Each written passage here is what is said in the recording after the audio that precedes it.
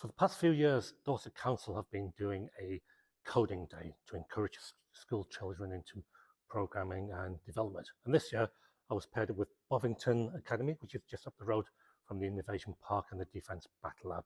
And it's been a while since I was at school, and it's really interesting to be in this classroom full of 25 plus children. I don't know how old they were, probably 8 or 9, but I could not be a teacher, I can tell you. It's like trying to herd cats. But what I did see was, them helping each other, getting stuck into the little project, and the amount of tech that they had was like way beyond what we had as children. So that was heartening to see, and I think it bodes well.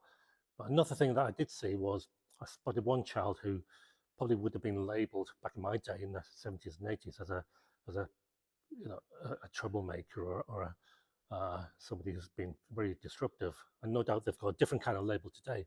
But what I saw was he sat down, he cracked on with his workbook, multitasking, getting on with the coding. But unfortunately, he got stuck at one point and got really frustrated, started banging his fist on the table, and at which point the teacher intervened, gave him a little time out outside, and he came back and just sat out the rest of the class.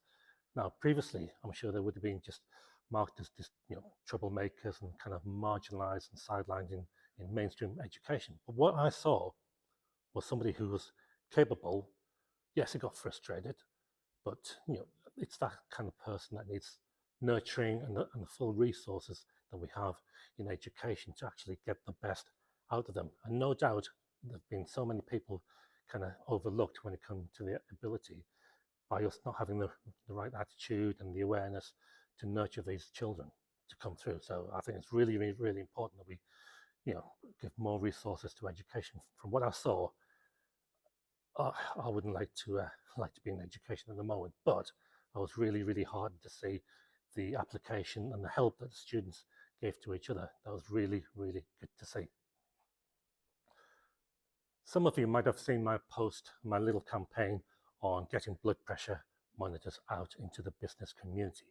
As business owners, sometimes we worry too much about the finances, the staff, the customers, and the business as a whole, that we forget to check up on ourselves. So my little campaign was to reach out to my peers and say, hey, there is this thing, high blood pressure, hypertension, that can creep up on you, and that's why it's called a silent killer.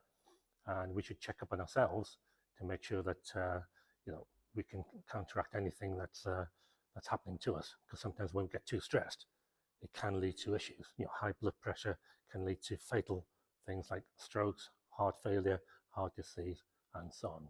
So my idea was to reach out to other business owners, get them to buy a blood pressure monitor for themselves, but also buy one for their peers. And hopefully through some magic nuclear-like chain reaction, it would spread amongst the business community. Because actually it's important that we check up on ourselves. And more importantly, if you have it in the kitchen or by the first aid kit, then your staff can use it as well. Because more often than not, when you go to a GP and they take your blood pressure, they'll say, oh, that looks pretty high. Can you go away and do a week's full of readings from the morning and afternoon and evening? But half the time, most of the time, we don't have these things lying around. So if you make it available for your staff, then hopefully that makes their life easier come the day that they need to use one.